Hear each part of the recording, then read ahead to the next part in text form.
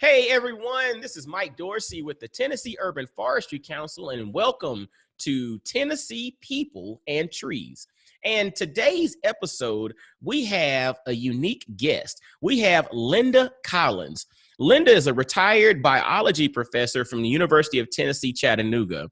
If you've ever been around University of Tennessee, Chattanooga's campus, you might have come across an arboretum, and the name Linda Collins might actually ring a bell. Well, the Arboretum at University of Tennessee, Chattanooga was named in her honor.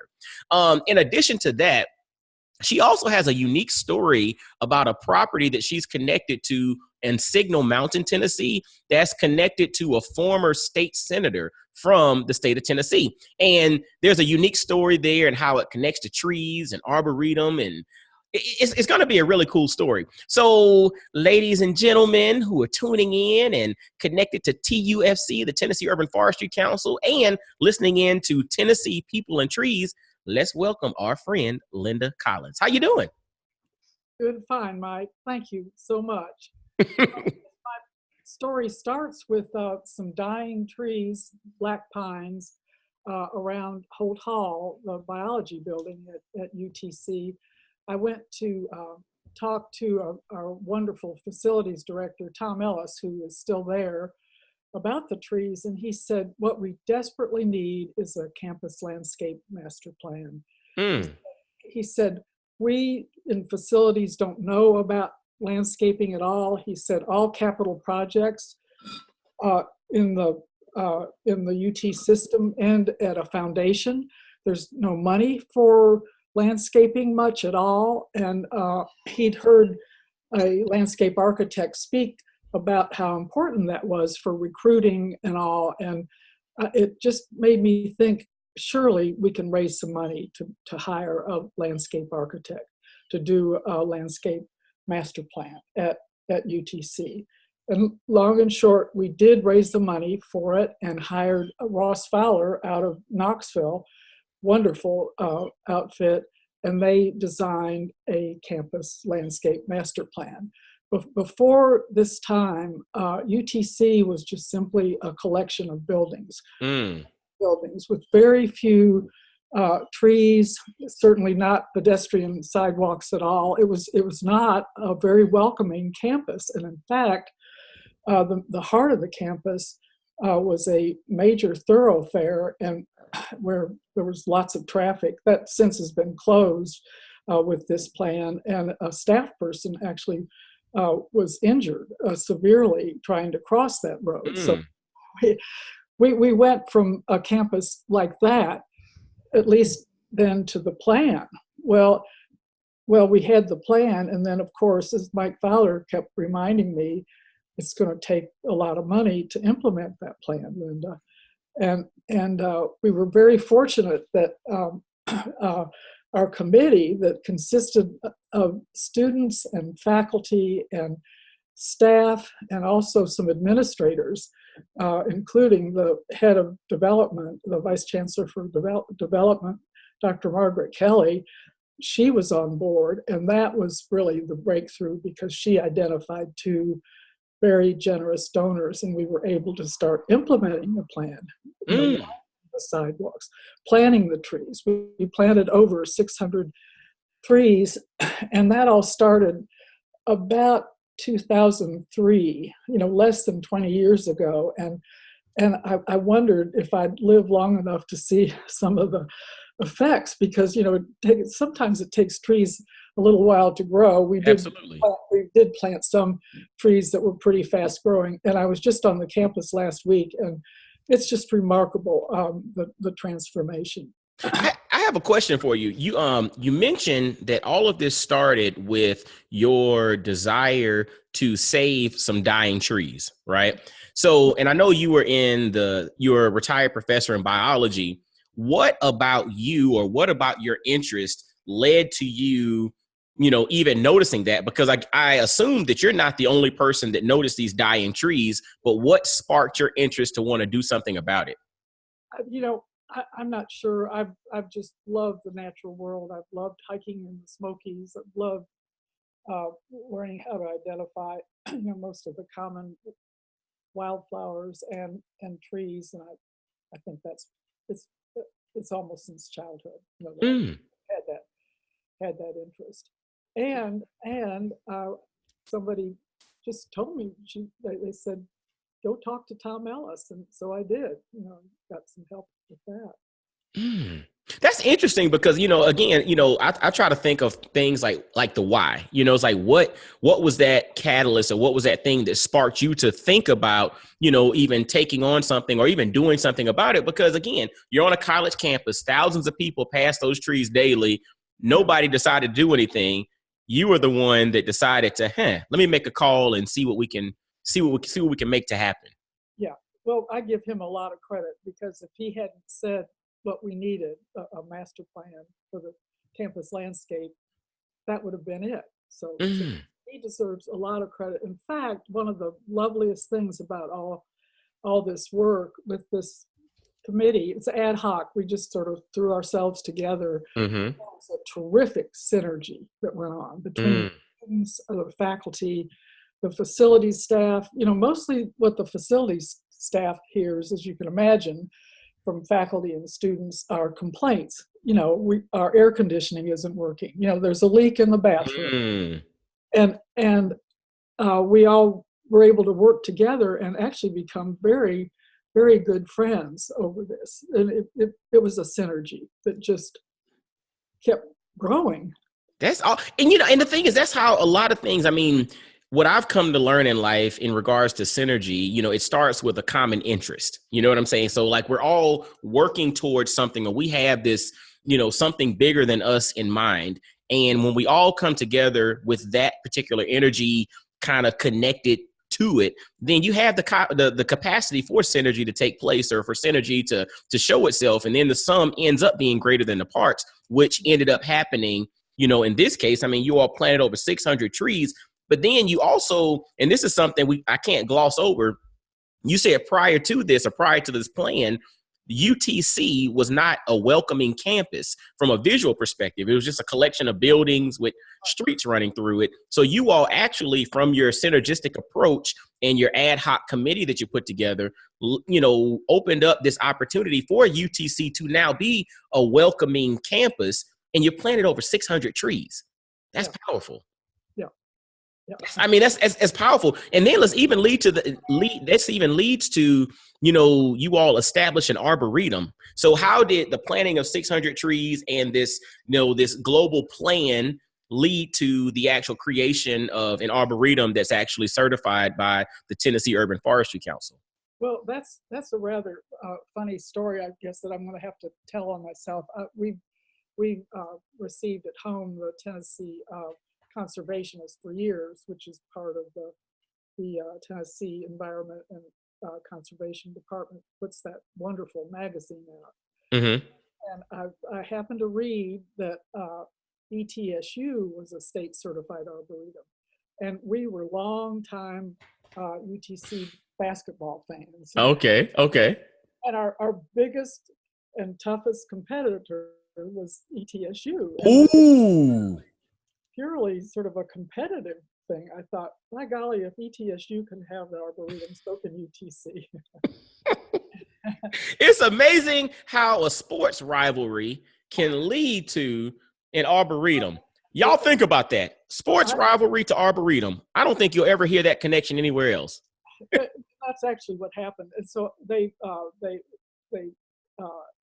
had the names of the two biology professors who were involved with that. So I got in touch with them and asked them if I could meet with them. And on one cold January Saturday, I drove up to Johnson City and met with them, and they were most gracious and helped me understand, what was expected to start working on an arboretum. I came back to campus, and one of the people in our department, Hill Craddock, is a tree expert, and I've often said I was sort of the guts or the heart behind it, but he was the brains behind it. Mm.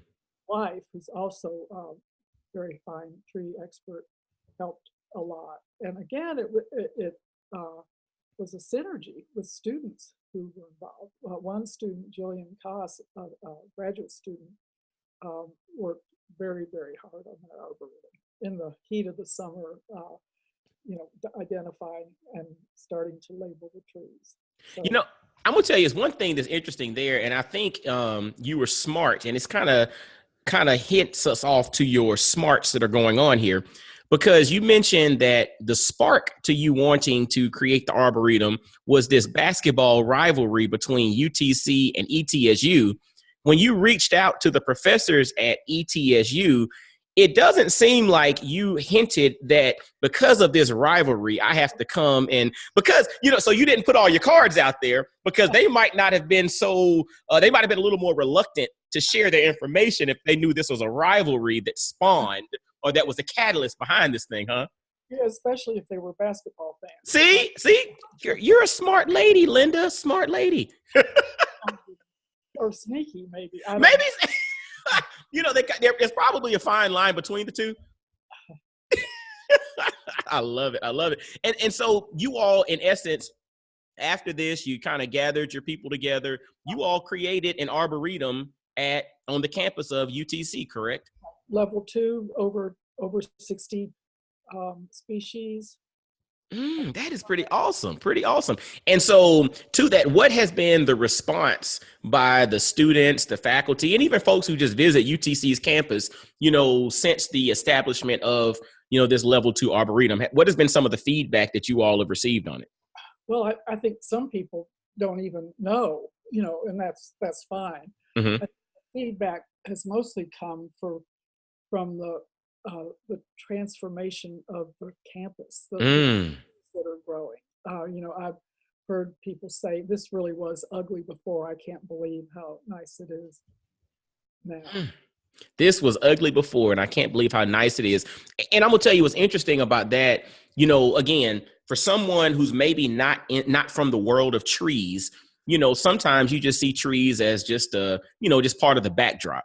Yeah. But what you all just exemplified, or what you just explained, is the fact that some people finally took notice to the fact that it was ugly. Now this is something that's beautiful. So trees don't always have to fall in the background. They can sometimes be in the foreground, or actually be the centerpiece in which things are built around. And historically, that's kind of how we've lived our lives in societies for generations, from generations ago to now. Right. That is fascinating. And what's interesting about you, though, is your story doesn't necessarily stop there. You're full of stories, which is a good thing.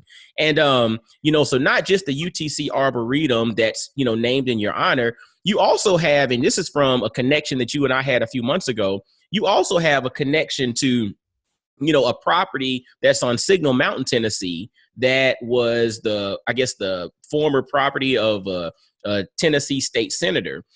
Tell us a little bit about that property and what some of the things that you shared with me in regards to what some of the wishes are for, the property going forward. Yeah, it's again, a beautiful piece of property, 38 acres on Signal Mountain. It was a summer home of Nathaniel Bachman, a U.S. senator who served in the 30s in the Senate, and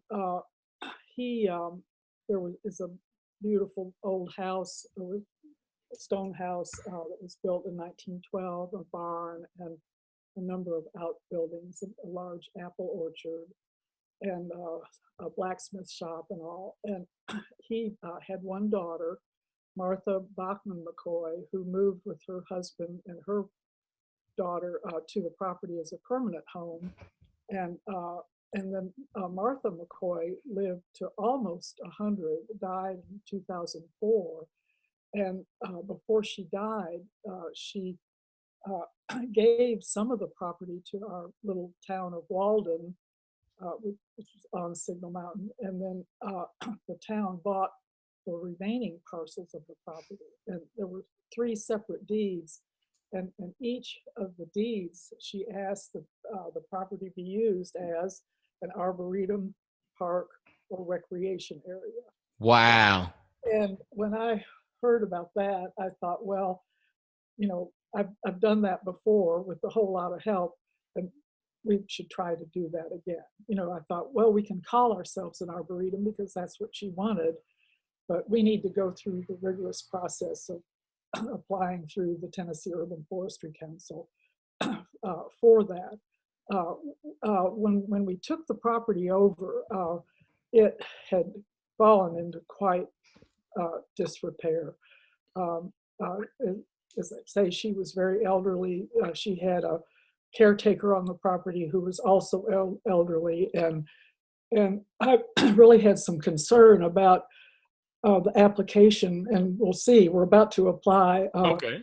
So, many of the trees had English ivy and bittersweet and poison ivy. Some of the poison ivy vines were as big around as your leg. Oh, wow.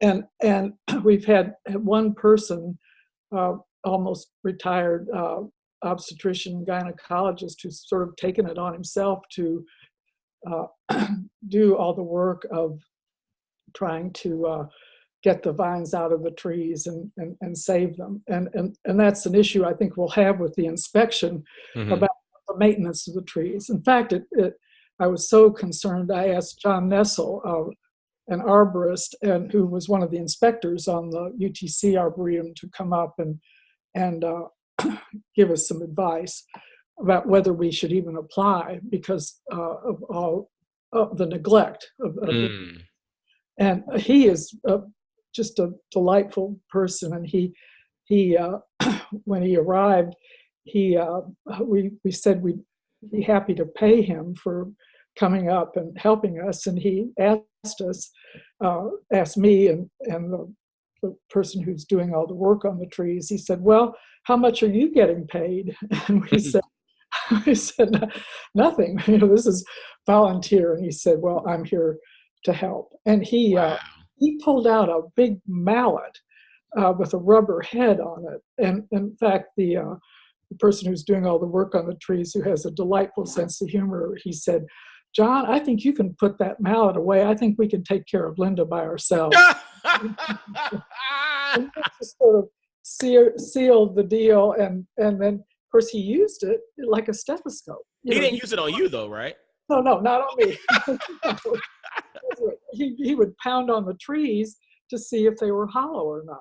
And he was fairly reassuring. He said, if you all continue trying to get rid of the vines, I would suggest that you go on and apply for arboretum status. So that's what we're doing. And again, there's a synergy. There are about 10 of us on the board with different skill sets, a lawyer, fortunately, and a retired engineer who knows about plumbing and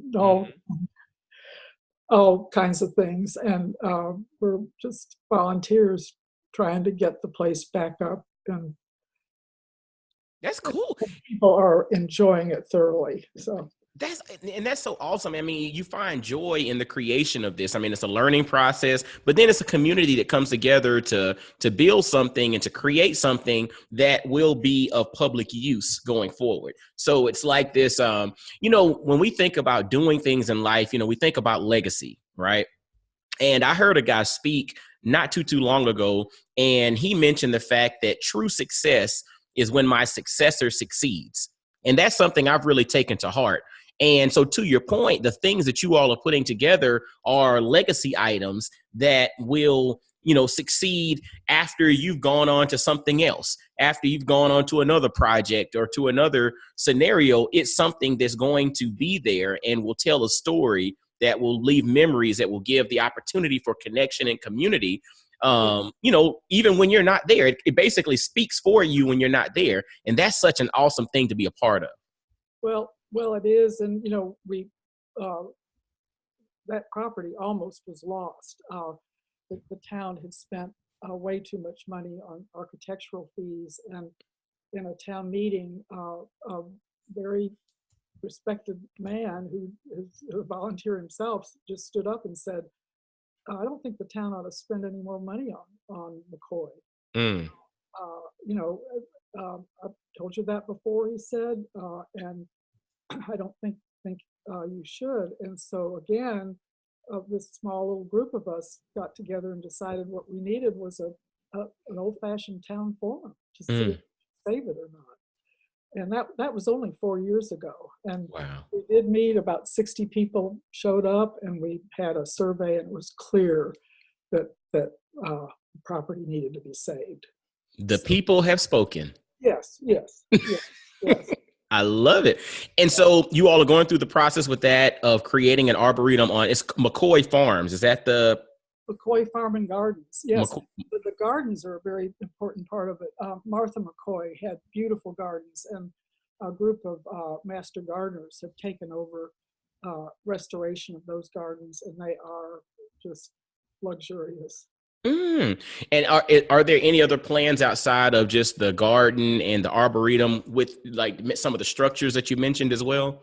Well, we're trying to see if we can save the barn. It has some real structural issues, Okay. and we're not sure. We're not Oh. sure. One thing early on, there is a little over a 1 mile trail around the perimeter of the property that is used daily. Mm. People walk their dogs there, and it was designed by Sam Powell, the man who recently died. But he started the Cumberland Trail. Mm. It started on Signal Mountain, and now is will continue all the way up to Kentucky. But he designed that trail again as a legacy Yeah. of many of his legacies. That's amazing. That's amazing. In all honesty, we're just looking forward to getting this process started and getting this arboretum established and the gardens and then whatever else you all do with the structures on the property. McCoy Farm and Garden on Signal Mountain, and it's actually in the town of Walden. It is. It is. Okay. This sounds like something that's going to be awesome. I'm looking to come and checking it out myself. I would love for you to come. Yeah, it's a great place to see. That is And awesome. yeah. Well, I guess so, Linda. As we kind of wrap up our conversation here, is there anything else that you'd like to share with the folks who are tuning in to Tennessee People and Trees, and about yourself, about anything, or any words of advice as it pertains to trees or getting out in nature? Just anything. You have the floor to inspire us all. Well, I don't quite know what to say. Maybe something that you mentioned before we actually went online was how important perseverance is, and I think that's what I've learned through this time. There have been certainly ups and downs, as you try to get something done, Mm-hmm. and on my phone, let's see, and I just don't stop. Don't stop. If you really care about it. That is, if you really care about it, don't stop. Yeah. And I guess that would also beg the question that if you stop, then did you really care about it?